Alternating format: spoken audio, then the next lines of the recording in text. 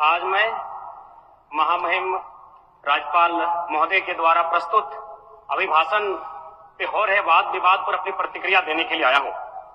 महोदय, एक छोटी सी कहानी मैं बताना चाहूंगा। एक महिला थी, उसकी छोटी बच्ची जिसकी उम्र 5 वर्ष थी, वो अपनी माँ से आकर पूछती है कि माँ, छोटे भाई का मृत्यु कब होगा? तो माँ ने पूछा कि बेटी तुम ऐसा क्यों कह रही हो, अपने छोटे भाई को मरने के लिए क्यों कह रही हो? तो छोटी सी गुड़िया ने कहा कि माँ, बड़े भाई की जब मृत्यु हुई थी तो बहुत सारे लोग हमें खाना देने के लिए आए थे, हमारे घर में भोजन नहीं था, हमें कपड़े नहीं था, तो बहुत सारे लोग हमसे मिलने आए थे और हमें खाना देकर गए थे। और मैं चाहती हूँ कि छोटा भाई अगर मर जाएगा तो शायद बहुत सारे लोग आएंगे, हमें भोजन देंगे, हमें खाना देंगे, हमें कपड़े देंगे, क्योंकि हम 4-5 दिनों से भूखे हैं। महोदय, आज यही भाव कोयलांचल के हर एक रैयतों के घर में है कि जब भी हमारी जमीनों का अधिग्रहण होगा, जब कोई कंपनी हमारी जमीन का अधिग्रहण माइंस के लिए करेगी और जब माफियाओं के द्वारा उन पर लाठीचार्ज होगा, उनके लठेज के माध्यम से उन पर हमला होगा, तो कोयलांचल के रैयत चाहते हैं कि साथ साथ में 2-4 IAS IPS को भी चोट लगे। क्यों लगे? न विगत कुछ दिन पहले बाघमारा में एक घटना घटी थी, हिलटॉप कंपनी का मामला था। DSP महोदय घायल हुए थे, सरकार ने वीडियो कॉल से बात किया था, सरकार ने उस मामले को संज्ञान में लिया था, लेकिन ठीक उसके कुछ दिन बाद सिंदरी के सुरंगा में फिर एक घटना घटती है। इस बार महिलाओं को सड़क पे दौड़ा दौड़ा कर पीटा गया, उनकी साड़ियों को फाड़ा गया, उनके कान की बालियों को नोचकर छीन लिया गया, लेकिन न FIR होता है न कार्रवाई होती है। महोदय, इसी प्रकार से आज एक मामला संज्ञान में आया है। मैं सदन को सचेत करना चाहूंगा, ये मामला मांडू का है। महोदय, मांडू के प्रभावित गांव बसंतपुर, पचड़ा, कोतरे, बालमहुआ, हुरदाग, रहवन, पचमो, इचाकडी, बरगैया, ठोठाटा, लइयो, दनिया, यहाँ एक कंपनी है। उस कंपनी का नाम है पावर मेक लिमिटेड और उसकी सहयोगी कंपनी अमर इंडिया लिमिटेड। इनके माध्यम से खनन का कार्य होना है। अध्यक्ष महोदय, विगत 2-3 दिनों से लगभग 500 की संख्या में महिलाएं धरने पर बैठी हैं। ये मामला मैं सरकार को आपके माध्यम से संज्ञान में देना चाहता हूं। अगर सरकार संवेदनशील है, क्योंकि लॉ एंड ऑर्डर की बात करती है, ये सामाजिक न्याय की बात करती है, विधि कानून की बात करती है, तो भारतीय संविधान आर्टिकल 14 कानून के समझ सबको बराबरी की बात करता है।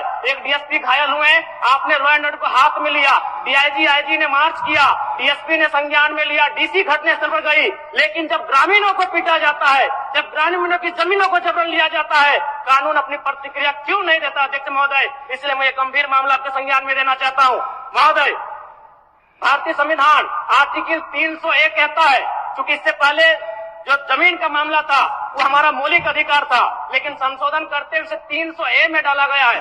वर्तमान वो हमारा मौलिक अधिकार न होकर संवैधानिक अधिकार है। अध्यक्ष महोदय, और वो क्लाउज कहता है कि जिसके पास भूमि नहीं है सरकार उसे भूमि आवंटित करेगी, लेकिन यहाँ दुर्भाग्य इस राज्य का कि जिनकी भूमि है, सदियों से, हजारों वर्षों से भूमि पर वो जोत-खोड़ करते हैं, और आज लगता है कि ब्रिटानिया हुकूमत बरकरार है, ईस्ट इंडिया कंपनी का शासन इस राज्य में बरकरार है।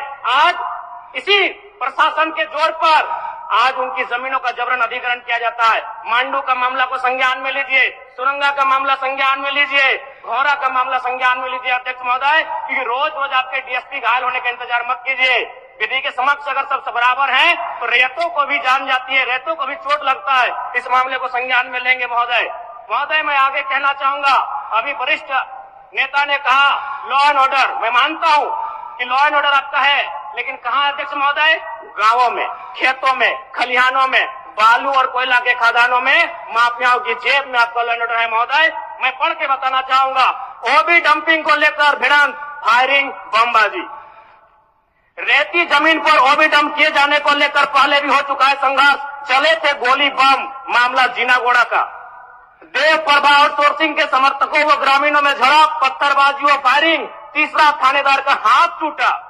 अचानक बमबाजी व फायरिंग से मची भगदड़, पुलिस की मौजूदगी में एक दूसरे पर पत्थर बरसाते लोग। मैंने कहा लॉ एंड ऑर्डर है। अध्यक्ष महोदय, कहाँ? गांवों में, खेतों में, खलिहानों में, कोयला के खदानों में, माफियाओं की जेब में। अध्यक्ष महोदय, मामले को गंभीरता पूर्वक संज्ञान में लीजिए। अध्यक्ष महोदय, फिलहाल मांडू के मैंने जिन गांवों का नाम जिक्र किया है, अभी भी 500 महिलाएं धरने पर बैठी। अध्यक्ष महोदय, अगर सरकार इस मामले को गंभीरता पूर्वक नहीं लेती अध्यक्ष महोदय, तो बाघमारा और झरिया जैसी घटनाएं मांडू में घटित होने में देर नहीं लगी। अध्यक्ष महोदय, इसलिए मैं चाहता हूं कि इस मामले को आप संज्ञान में ले।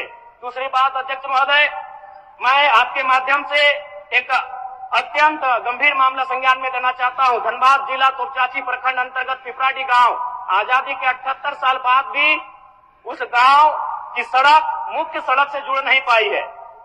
उनका मामला आता है अभयारण्य भूमि, सेंचुरी का भूमि का मामला संज्ञान में आता है। अध्यक्ष महोदय, मैं सदन के माध्यम से सरकार से पूछना चाहता हूं कि पारासत पहाड़ में सड़क बन सकता है तो पिपराडी गांव में क्यों नहीं बन सकता है? अध्यक्ष महोदय, पारासत पहाड़ में जिन लोगों की सड़क की जरूरत थी अध्यक्ष महोदय, चूंकि वह धनी लोग थे, वो संपन्न लोग थे, इसलिए पारासत के पहाड़ में जो कि सेंचुरी अभयारण्य है सड़क चली गई, लेकिन पिपराडी गांव सड़क नहीं जा पा रही। अध्यक्ष महोदय, ये तोपचाची प्रखंड का मामला है, इसे संज्ञान में लेंगे। दूसरी बात अध्यक्ष महोदय, जो विषय मैंने कहा 300A में स्पष्ट है कि राज्य अपनी विधायकी शक्ति का उपयोग करके संपत्ति के अधिकारों को सीमित, कम या बदल कर सकता है। इसलिए आपसे आग्रह होगा, जो भी मामले भूमि संबंधित खासकर खनन क्षेत्रों से आते हैं उसके लिए आप एक पोर्टल बनाए अध्यक्ष महोदय, एक शिकायत पत्रिका बनाए अध्यक्ष महोदय, क्योंकि मामला बहुत ही हिंसक रूप धारण कर लेता है। मैं उस क्षेत्र से आता हूं, मैं कोयलांचल के क्षेत्र से आता हूं अध्यक्ष महोदय, मैं रोज बमबारी, गोली, तमाम घटनाओं को देखता हूं, सुनता हूं अध्यक्ष महोदय, और आम व्यक्ति की कहीं सुनी नहीं जाती है। इसलिए आपके माध्यम से सरकार से मेरा आग्रह होगा, ऐसे विषयों पर सरकार गंभीर रहे। अगर गंभीर नहीं रहती है तो अप्रिय और अनहोनी घटना होने में देर नहीं लगी। अध्यक्ष महोदय, धन्यवाद अध्यक्ष महोदय, बहुत बहुत धन्यवाद। माननीय सदस्यगण।